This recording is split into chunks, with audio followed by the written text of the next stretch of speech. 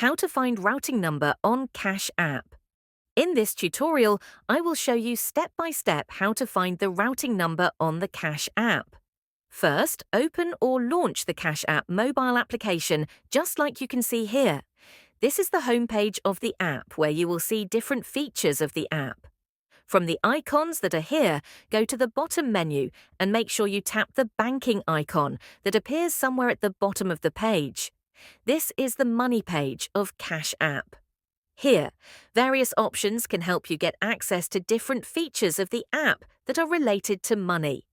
Next, tap this section here at the top of the screen where there are two texts named Account and Routing Number.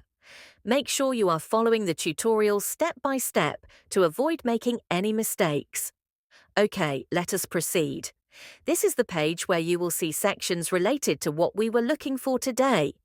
As you can see here, there is this section that has two options, named Routing Number and Account Number, respectively.